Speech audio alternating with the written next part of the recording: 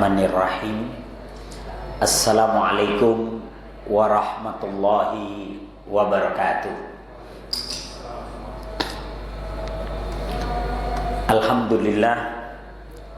Alhamdulillahilladzi arsala rasulahu bil huda wa dinil haqq liyudhhirahu 'alad dini kullihi wa kafa billahi syahida. Asyhadu an la ilaha illallah wahdahu la syarikalah wa asyhadu anna Muhammadan abduhu wa rasuluhu la nabiyya ba'da. Allahumma salli wa sallim ala Muhammad wa ala alihi wa sahbihi ajma'in, amma ba'du. Bapak-bapak yang dirahmati Allah Subhanahu wa taala, alhamdulillah pada malam hari ini kita dipertemukan kembali dalam pengajian rutin kita.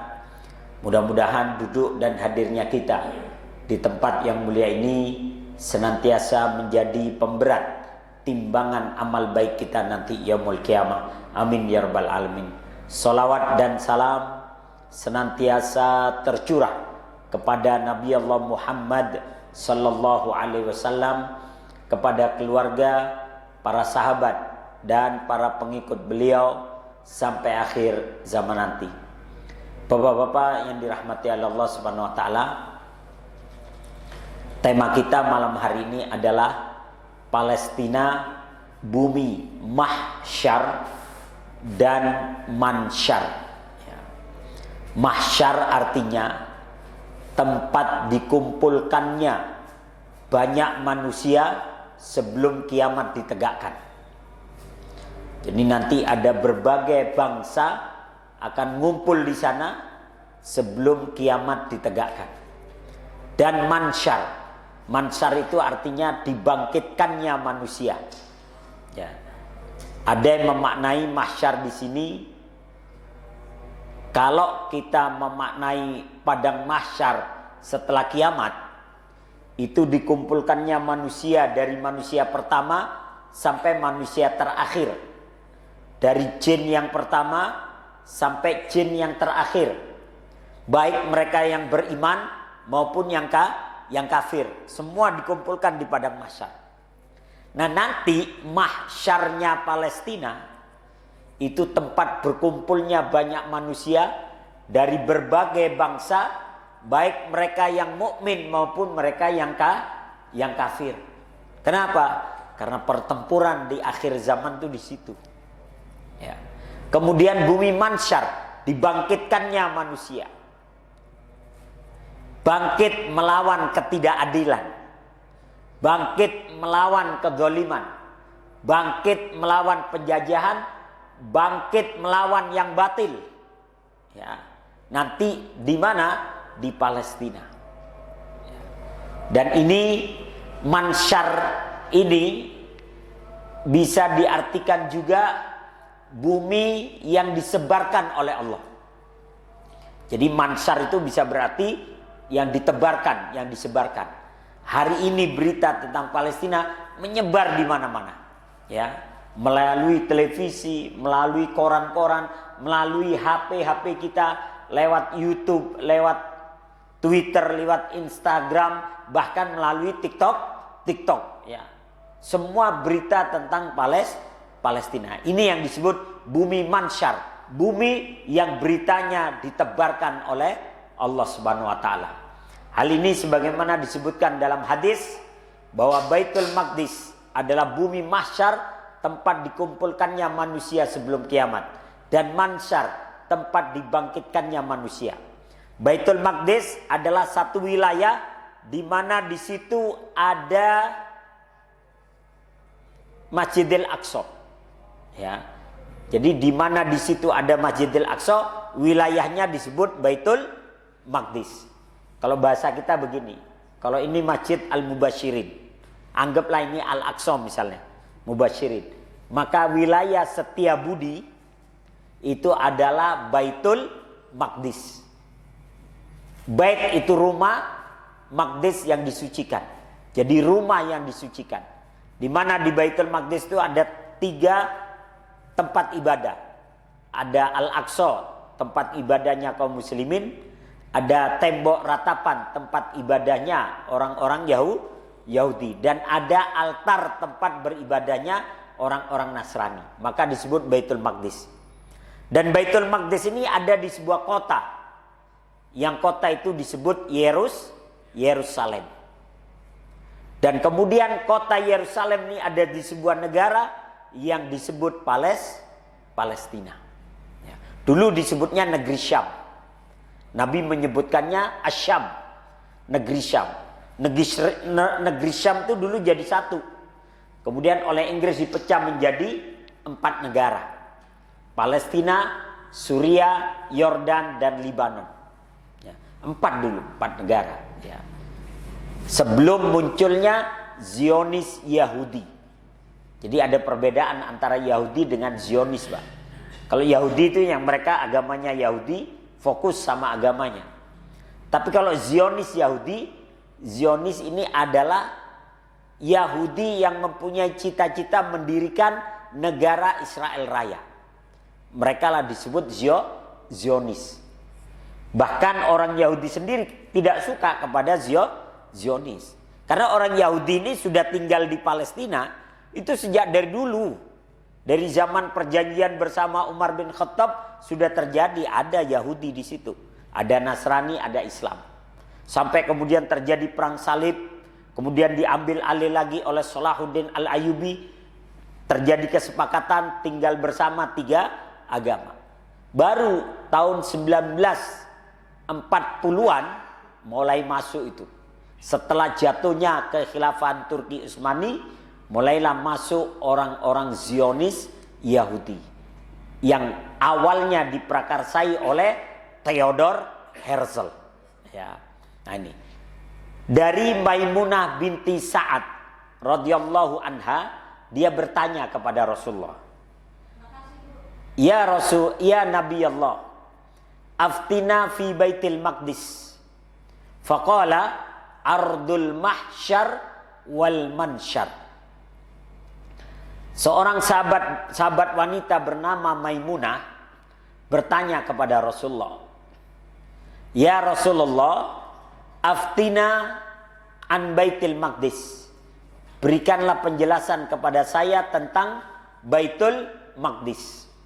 Maka Rasulullah menjawab, ardul mahsyar wal mansyar. Bumi tempat dikumpulkannya manusia di akhir zaman sebelum terjadinya kiamat.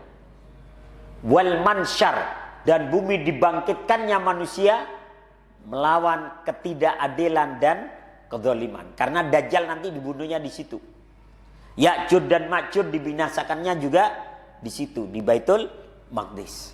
Nah ini hadis diriwayatkan oleh Imam Ahmad dan dinyatakan sahih oleh Syekh Nasruddin Albani dalam kitab Fadailus Syam, keutamaan negeri Syam.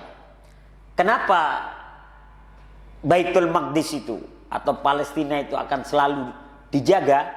Karena di dalamnya ada masjid yang menjadi kiblat pertama kaum muslimin, ya, yang menjadi kiblat pertama kaum muslimin. Dan masjid itu disebut Al-Aqsa. Al-Aqsa dalam bahasa Indonesia artinya masjid terjauh. Al-Aqsa, yang terjauh. Karena kalau dibandingkan dari Masjid Nabawi ke Masjidil Haram itu nggak terlalu jauh. Tapi ke Al-Aqsa itu lebih jauh lagi. Dan Al-Aqsa adalah masjid kedua yang dibangun oleh Nabi Ibrahim setelah Nabi Ibrahim membangun Masjidil Haram. Ketika membangun Masjidil Haram itu bersama Nabi Ismail, 40 tahun kemudian Nabi Ibrahim membangun Masjidil Aqsa bersama Nabi Ishak. Maka 2 masjid ini akan selalu dijaga. Makanya orang-orang Palestina itu mengatakan, biarkan kami yang menjaga Al-Aqsa, ya. Biarkan kami yang berdarah-darah, menyambung nyawa, biar kami, ya, supaya nanti kalian bisa sujud di sini dengan tenang, ya. Maka kita harus hargai perjuangan saudara-saudara kita yang di Palestina itu. Jangan malah kita bantu kagak, ngedoain kagak, nyinyir iya. Naudzubillahi min dalik. Yang nyinyir ini yang bahaya, Pak, ya. Membuat kita berantem sesama umat Islam. Gara-gara satu orang nyinyir, dua orang nyinyir, ya, akhirnya kita berantem yang di sini. Kalau kita tidak bisa membantu dengan doa kita, minimal kita diem. Gak usah kita nyinyir, Hamas itu anti-Israel lah, Hamas itu Syiah lah, Hamas itu ini. Kalau Anda dikirim ke sana baru tahu, ya, baru tahu. Kita di sini nggak tahu apa-apa, kecuali kita hanya menerima berita-berita propaganda apa yang disampaikan oleh Barat. Ya, maka kalau tidak tahu diam. Dan kebetulan ada salah seorang Indonesia yang memang tinggal di Gaza, namanya Muhammad Hussein. Dia yang selalu meluruskan berita-berita yang tidak benar. Bahkan sekelas ustadz punya yang jenggotnya tebal gitu kadang juga ikut-ikutan nyinyir. Itu yang kita sayangkan, ya, sangat kita sayangkan. Minimal kalau kita tidak bisa membantu, diam. Perbedaan Baitul Maqdis dan Masjidil Aqsa. Pada dasarnya Baitul Maqdis merupakan sebutan untuk sebuah kawasan yang di dalamnya ada Masjidil Aqsa. Ini berdasarkan keterangan pakar yang melakukan penelitian tentang Masjidil Aqsa dan Baitul Maqdis lebih dari 30 tahun lamanya. Walaupun ada yang menyatakan, ya kadang Nabi menyebut Al-Aqsa dengan sebutan Baitul Maqdis. Kadang Nabi menyebut Baitul Maqdis ya juga Al-Aqsa. Sebagaimana Rasulullah kadang menyebut Masjidil Haram dengan sebutan Baitul Atiq, ya. Nah ini Ka'bah juga kadang Nabi menyebutkannya sebagai Baitul Atiq, ya. Tapi ini ada perbedaan, ya. Nah di sini ada yang menyebutkan wilayah yang kuning ini itu disebut Baitul Maqdis, rumah yang disucikan. Di mana di sini ada Al-Aqsa yang kubahnya berwarna abu-abu, ya. Kemudian di sini ada tembok ratapan Yahudi. Kemudian di sini ada altar tempat ibadahnya orang-orang Nasrani. Kemudian di sini ada Masjid Qubatus Sokhra. Yang masjid ini menurut riwayat sudah dibangun pada masanya Abdul Malik bin Marwan. Tapi yang sering dimunculkan ini di internet, ya, seolah-olah inilah Masjidil Aqsa. Padahal ini bukan Masjidil Aqsa. Masjidil Aqsa di sini. Karena Israel punya Zionis Yahudi punya rencana untuk membongkar dan merobohkan Masjidil Aqsa. Karena mereka meyakini di bawahnya ada Solomon Temple, ya. Ada candinya Nabi Sulaiman. Tapi karena perlawanan kaum muslimin sampai sekarang pun Masjidil Aqsa masih tetap terjaga. Tapi kita tidak tahu kalau kemudian perjuangan itu berhenti, ya bisa jadi Masjidil Aqsa-nya hilang, tinggal yang ini. Ya. Dan Masjidil Aqsa sepertinya memang sengaja tidak diperbaiki. Kondisinya seperti itu aja. Ya. Beda dengan yang Qubatus Sokhra. Nah, maka wilayah ini, Yerusalem ini, memang tinggal 3 agama di situ. Yahudi, Islam, dan Nasrani. Bahkan menurut sebagian orang-orang Barat, bahwa Yerusalem itu adalah Kingdom of Heaven, ya. Kerajaan surga. Makanya akan menjadi perebutan terus, ya. Dan Nabi menyebutkan bahwa jihad di akhir zaman itu di negeri Syam. Walaupun negeri Syam itu meliputi Suriah, Palestina, Yordan, dan Libanon. Dan pertempuran hari ini 4-4-nya terlibat itu, Pak. Ya, 4 negara itu terlibat. Bahkan tanda-tanda mengumpulnya orang di situ sudah mulai terlihat. Sehingga sebagian pakar militer mengatakan kita berada di ambang perang dunia ketiga. Wallahu a'lam bishawab. Ya. Maka Yerusalem yang di dalamnya ada Baitul Maqdis dan Al-Aqsa itu memang menjadi perebutan banyak pihak. Dulunya dia dikuasai oleh Bizantium Romawi Timur, Konstantinopel. Kemudian pada tahun 635-an Umar bin Khattab mengirim pasukan membebaskan Palestina atau Masjidil Aqsa dari cengkraman Romawi Timur. Maka akhirnya diserahkan kepada Umar bin Khattab. Maka terjadi perjanjian bahwa di sini akan tinggal 3 agama, Islam, Yahudi, dan Nasrani. Dan itu berlangsung, Pak, sampai tahun 1100-an. Ya, dari 635-an sampai 1100-an. Itu hampir 460 tahun. Di bawah kekuasaan Islam, 3-tiganya hidup damai. Sampai kemudian tahun 1100-an, Paus Urbanus II kemudian mengobarkan semangat untuk merebut kembali Baitul Maqdis atau Yerusalem. Dia bekerja sama dengan Inggris, Prancis, Jerman, ya, bahkan orang-orang Amerika, ya, mulai itu untuk merebut Al-Aqsa itu.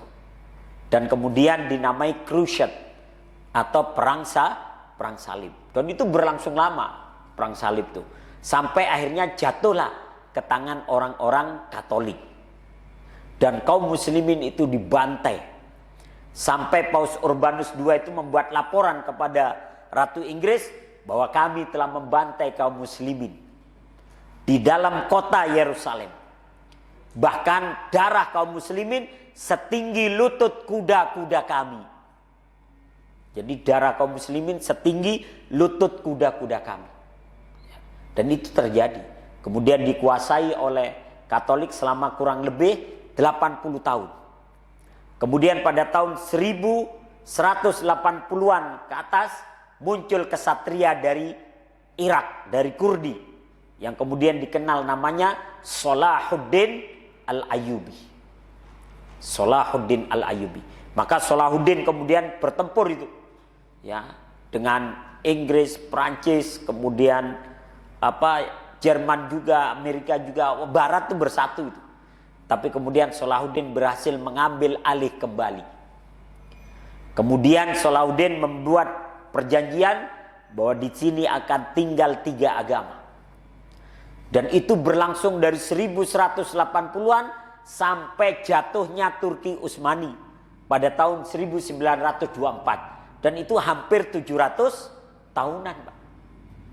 Nah, di akhir kepemimpinan Khalifah Turki Utsmani inilah mulai muncul yang namanya Zionis. Zionis itu mulai muncul pada tahun 1898. Mulai itu mereka punya cita-cita untuk mendirikan negara Israel Raya. Ya. Nah, ini sejarah mencatat bahwa ketika Salahuddin Al-Ayyubi menaklukkan Baitul Maqdis atau Yerusalem, dia tidak melakukan pembantaian. Dia bahkan menjamin semua nyawa anak kecil, laki-laki, perempuan, kakek-kakek semuanya dijaga, ya, semuanya dijaga oleh Salahuddin Al-Ayyubi. Nah, ini salah satu film yang dibuat oleh Hollywood, judulnya adalah Kingdom of Heaven. Yang dalam film ini dia jujur bahwa Salahuddin menang. Dan kemudian Salahuddin tidak melakukan pembantaian kepada kaum muslimin. Ini ketika panglima perangnya Nasrani yang bernama Balian, dia kemudian menyerah, ya.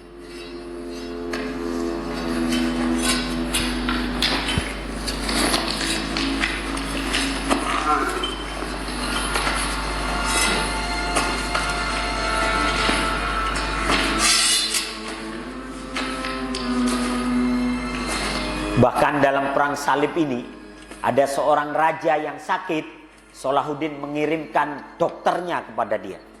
Bahkan Salahuddin mengirimkan buah-buahan dan es batu kepada dia. Bayangkan perang aja masih bisa bantu, Pak. Ya. Convert to Islam. Repent later. You've told me a lot about religion. Right.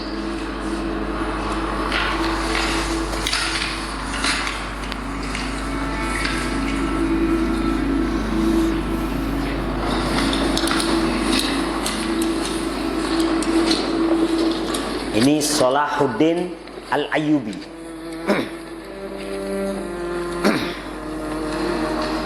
When you leave the city,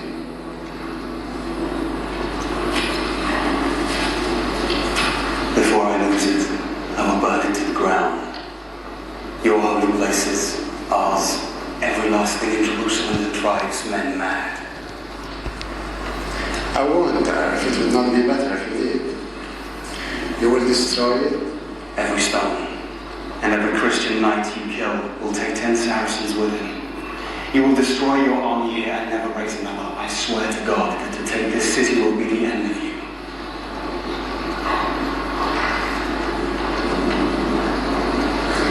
Your city is full of women and children. If my army will die, so will your city.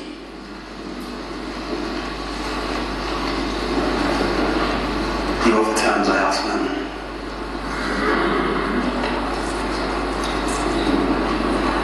I will give every soul safe contact to Christian lands. Every soul. The women, the children, the old, and all your knights and soldiers, and your queen. Your king, such as he is, I leave to you, and what God will make of him. No one will be harmed, I swear to God.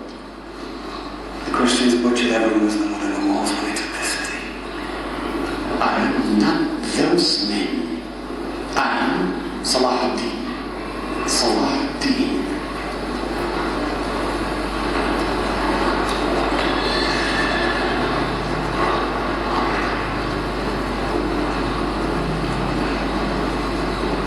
Then under these terms I surrender Jerusalem. Assalamualaikum. Karena ada jaminan keamanan sehingga kemudian Yerusalem diserahkan kepada kaum muslimin karena ada jaminan keamanan, ya. Dan itu sampai pada masa kekhilafahan Turki Utsmani. Nah, kekhilafan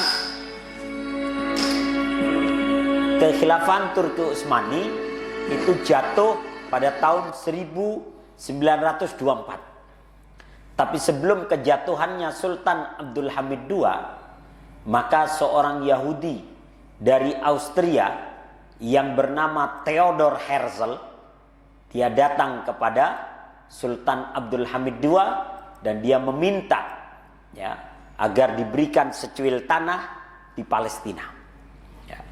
Theodor Herzl, dia lahir tahun 1860-an, wafat 1904. Meskipun ditertawakan oleh para pemimpin Yahudi, Theodor Herzl menerbitkan koran yang dia kasih nama The Jewish State, ya, negara Yahudi. Jadi kalau koran kita kan Radar Bogor gitu Pak ya, Jawa Pos gitu ya. Kalau dia sengaja dikasih nama korannya The Jewish State, ya, yakni negara Yahudi. Pada tahun 1896 kita masih dijajah oleh Belanda Pak. Mereka sudah memikirkan untuk mendirikan sebuah negara. Nah inilah Zionis, ya, Zionis. Herzl mengklaim bahwa orang-orang Yahudi dapat diterima di dunia hanya jika mereka berhenti menjadi anomali di antara bangsa-bangsa. Anomali itu numpang sana sini Pak ya. Numpang sana sini, nebeng sana sini, diburu sana sini. Nah, maka kata dia harus punya negara sendiri. Ya. Pada tahun 1898 Theodor Herzl terang-terangan menyatakan di korannya itu Pak, diterbitkan paling depan dan ditulis besar-besar. Ya. Hari ini aku proklamirkan negara Yahudi Raya di Palestina. Dia terang-terangan. Ya. Hari ini sangat pantas aku ditertawakan. Tapi selambat-lambatnya 50 tahun lagi aku yakin bahwa mereka yang mengabdi untuk Zionisme lah yang akan tertawa. Dan 50 tahun kemudian negara Israel Raya benar-benar berdiri pada tahun 1948. Jadi benar Pak, pas 50 tahun. Dari 1898 ke 1948 itu 50 tahun. Ya, benar-benar 50 tahun. Ya. Dan memang dia berusaha melobi itu. Tapi ketegasan Sultan Abdul Hamid, ya, terhadap Theodor Herzl menyebabkan sedikit terhambat dia. Ya. Onlara Filistin'de Ini toprak saya nggak dikasih minum nih. bir yurtlar olsun.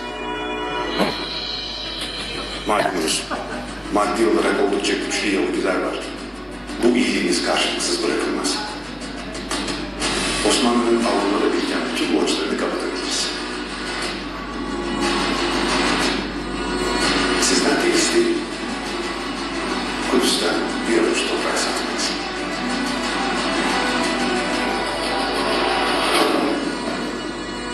Ben bir karış dahi olsa toprak satmam. Zira bu vatan bana değil, milletime aittir. Milletim bu toprakları kanlarıyla mahsuldar kıldılar. O bizden uzaklaşıp ayrılmadan biz tekrar kanlarımızla öderiz. Benim Suriye ve Filistin alaylarımın askerleri Plevne'de birer birer şehit düşmüşlerdir.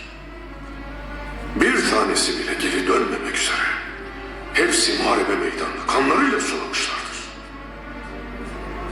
Devlet-i Aliye bana ait değildir, milletimindir. Ben onun bir parçasını bile veremem. Nah, Paşa.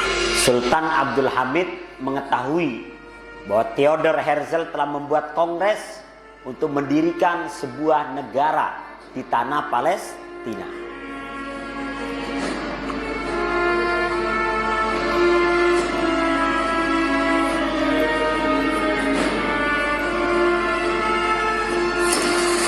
Nah, di Swiss, Pak ya, di Swiss ininya dia. Ortadaki Davut yıldızı. Peki alttaki ve üstteki mavi çizgi? Sadece bir işaret. Hiçbir manası yok. Manasını unuttuysanız hatırlatayım Bay Herzl. Nil ve Fırat arası. Siz bu bayrağı çizerek emelinizin arz-ı mevut olduğunu ilan ettiniz. Nil ve Fırat arasında bir Siyonist devlet kurmak istediğinizi haykırdınız. İşte ben de haykırıyorum. Jadi mereka menginginkan wilayah Böyle bir devlet kurulmayacak. dari Mani olacak. Yıkıl! Sungai Nil sampai ke Efrat. Ya. Oh ya, terima kasih jazakumullah khair.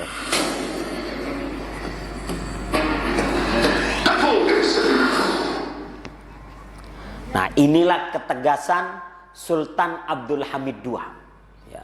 Sejengkal pun tidak akan kami berikan kepada kalian. Ini pemimpin begitu, Pak. Sejengkal tidak akan kami berikan kepada asing. Bukan malah dijual, Pak. Ya, bukan malah dijual nih. Ini. Maka karena memaksa, Sultan Abdulhamid II akhirnya mengatakan, pilihannya cuma dua. Kalian bunuh saya, atau kalian jatuhkan saya dari kekuasaan saya. Karena selama saya hidup, tidak akan kami berikan walaupun sejengkal. Maka akhirnya Theodor Herzl ya, bekerja sama dengan para Zionis itu, bekerja sama dengan Inggris, Prancis, Amerika, ya, dan Jerman juga, kemudian bekerja sama dengan pengkhianat-pengkhianat yang ada di Turki itu sendiri, yakni Mustafa Kemal Atatürk, maka mengkudeta Sultan Abdulhamid II. Ditangkap beliau dan dipenjara di bawah tanah. Kemudian beliau difitnah, ya, beliau difitnah, dijatuhkan karakternya, bahwa beliau ini penzina, beliau ini pemabuk, beliau ini penjudi, beliau ini justru yang pelakunya adalah Mustafa Kemal Atatürk. Bahkan dokter pribadinya sebelum Mustafa itu mati, ya, dia mengatakan dia kena penyakit kelamin. Dia menuduh Sultan Abdulhamid, tapi dia sendiri yang melakukan. Nah, ini. Maka Sultan Abdulhamid dijatuhkan kekuasaannya tahun 1919. Kemudian digantikan kepemimpinan itu oleh Mustafa Kemal Atatürk. Maka kemudian 5 tahun kemudian kekhilafahan Turki Utsmani dihapuskan oleh Mustafa Kemal Atatürk pada tahun 1924. Dan sejak itu dilarang kumandang adzan, dilarang bahasa Arab, dilarang pakai jilbab, hanya wanita harus pakai rok di atas lututnya. Semenjak itu menjadi sekuler banget, ya. Maka itu berlangsung hampir kurang lebih 80 tahun, Pak. Sampai kemudian diambil alih lagi oleh Erdogan. Maka Erdogan mengembalikan itu. Mengembalikan kepada kejayaan agama, ya. Belajar bahasa Arab, tutup aurat kalian, ya. Belajar sejarah kalian. Erdogan sendiri itu berkali-kali mau dikudeta, ya. Percobaan pembunuhannya sudah berkali-kali. Tapi ya dengan izin Allah, Allah masih menjaganya. Maka sejak jatuhnya kekhilafan Turki Utsmani, mulailah masuk itu para Zionis ke dalam Palestina. Awalnya mereka menumpang, ya. Ini peta Palestina tahun 1946. Jadi ini Palestina yang hijau nih. Yang putih-putih ini adalah orang-orang Yahudi yang menumpang di sana, ya. Kemudian tahun 1947 udah mulai gede nih, ya. Ini Gaza di sebelah sini nih, Gaza. Ini tepi barat, ya. Tepi barat. Belum ada dalam peta itu tulisan Israel, belum ada. Tapi kemudian pada tahun 1948 mereka benar-benar memproklamirkan berdirinya negara Israel Raya, ya. Dan kemudian pada tahun 1949 tanah Palestina tinggal segini nih. Gaza yang tadinya luas itu tinggal segini, ya, di sini. Karena ini melakukan perlawanan terus, maka sepertinya sengaja dipisah dari tepi barat. Jadi jauh, mungkin kayak Jawa ke Kalimantan kali, ya. Sengaja dipisah nih. Karena kalau bersatu kekuatannya luar biasa, maka dipisah nih, ya. Jaraknya jauh antara tepi barat dengan di sini. Yerusalem di sini, Yerusalem, ya. Ini tahun 1949 sampai 1967. Dan ini pada tahun 2000, Pak. Gaza itu tinggal segini, Pak, ya. Tepi barat tinggal segini nih. Tepi barat, ya. Semuanya sudah menjadi wilayah Israel semua. Ini tahun 2000, 23 tahun yang silam, ya. Karena terus diambil wilayah-wilayahnya, Gaza pun tinggal secuil. Makanya kemudian terus melakukan perlawanan. Maka sejak 1948 perlawanan rakyat Palestina tidak pernah berhenti hingga hari ini, ya, tidak pernah berhenti. Kemudian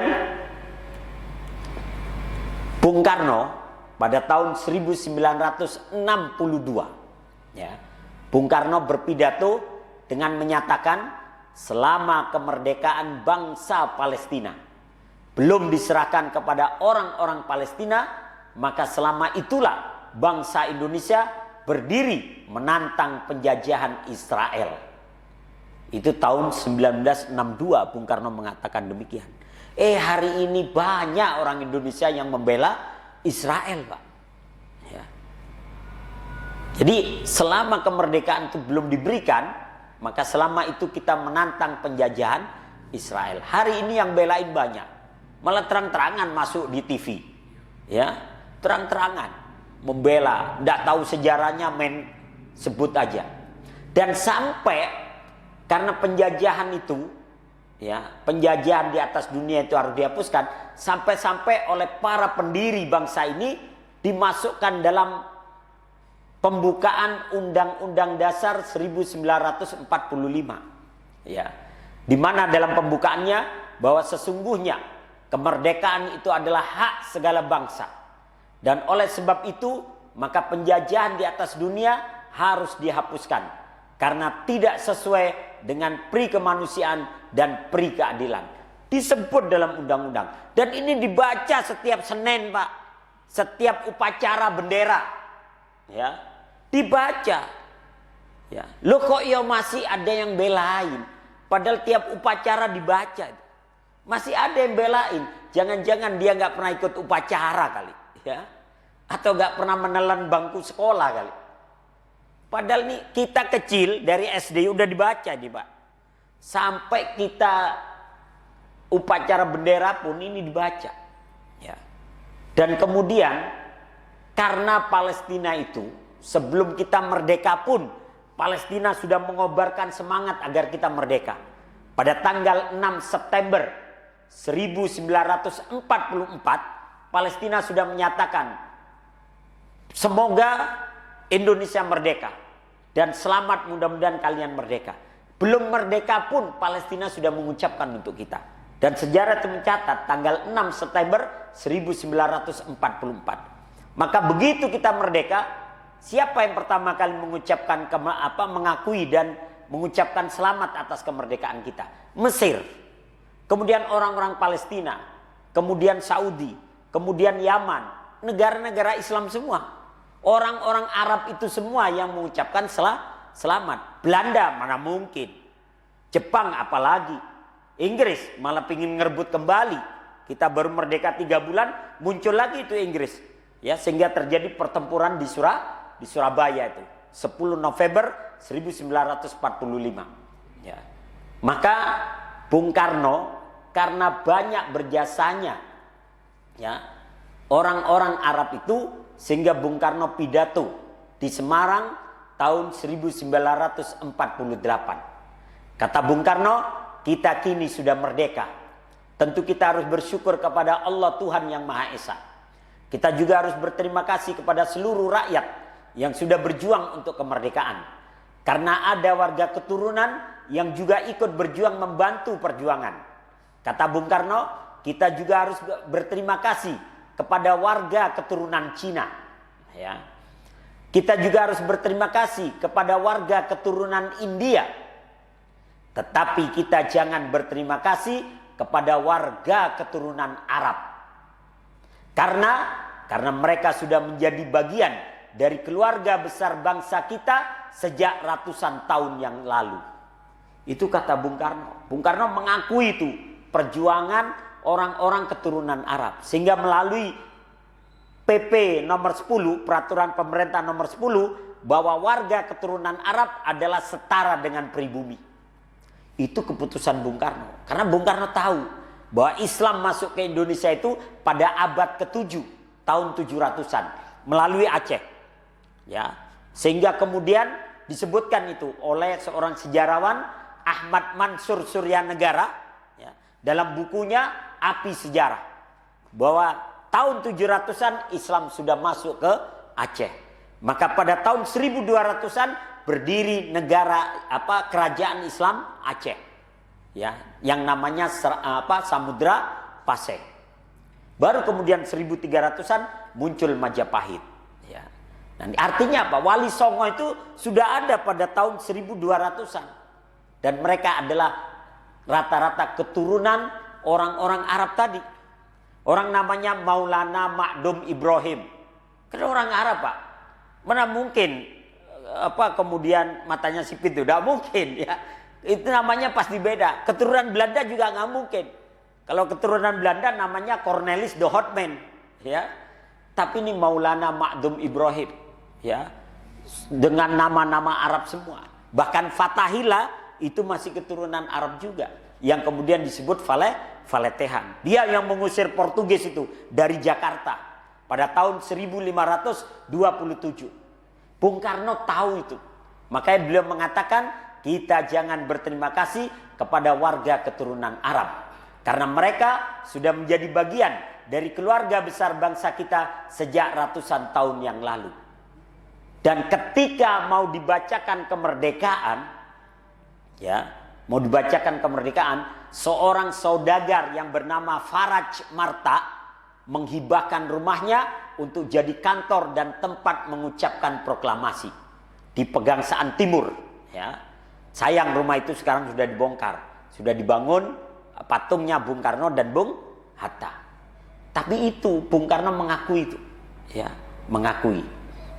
Dan ketika kita sudah merdeka, ada seorang saudagar dari Palestina datang membawa koper berisi uang, datang ke Jakarta memberikan bantuan kepada Bung Karno untuk membangun Indonesia. Bantuan lah ya, bukan utang. Dikasih itu duit, ya. Nah, ini. Kemudian Bung Karno mengutus beberapa orang untuk datang ke wilayah Timur Tengah. Di antaranya adalah Kiai Haji Agus Salim.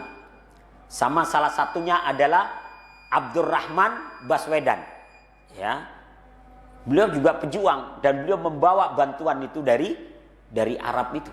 Sehingga kita bisa membangun. Nah. Kemudian Palestina, Yerusalem, Baitul Maqdis pasti akan dibebaskan. Dalam sebuah hadis ya, yang walaupun dia periwayatannya ada satu perawi yang diragukan, tapi banyak hadis yang mendukungnya. Ya. Kata Nabi, dari Khurasan akan keluar beberapa bendera hitam. Tak sesuatu pun bisa menahannya sampai akhirnya bendera-bendera itu ditegakkan di Ilya, yaitu Baitul Maqdis. Ya. Kemudian dalam hadis yang lain yang lebih kuat, Rasulullah bersabda, Ashabu rayatis sud yakhruju minal Khurasan. Pasukan-pasukan yang membawa bendera hitam akan muncul dari Khurasan. Ya. Khurasan itu ada yang menyebutkan wilayahnya Afghanistan. Khurasan. Tak ada kekuatan yang mampu menahan laju mereka dan mereka akhirnya akan mencapai Yerusalem. Di tempat itulah mereka akan mengibarkan benderanya. Dan ini menurut para ulama terjadi pada masanya seorang kesatria yang kemudian dijuluki dengan Al-Mahdi.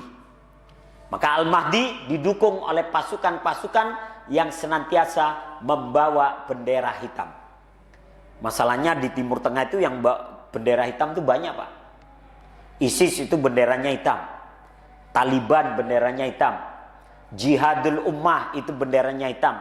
Jabhatun Nusra itu benderanya hitam. Ya. Slang benderanya hitam juga, Pak, ya. Tapi kalau yang ini enggak kayaknya. Jadi subhanallah, mereka yang senantiasa membawa bendera hitam, mereka yang melapangkan jalan buat kepemimpinan Al-Mahdi. Dan Al-Mahdi lah nanti yang menancapkan bendera kemenangan di Ilya. Ya. Nah ini, jadi intinya suatu saat Palestina pasti akan dibebaskan. Tapi Rasul tidak menjanjikan hari ini. Kita harus melihat saudara-saudara kita harus tetap berjuang sampai Allah mengutus seorang laki-laki yang bergelar Al-Mahdi. Tapi tugas kita adalah minimal kita mendoakan mereka. Kalau kita tidak bisa membantu dengan jiwa dan harta kita, minimal doakan mereka.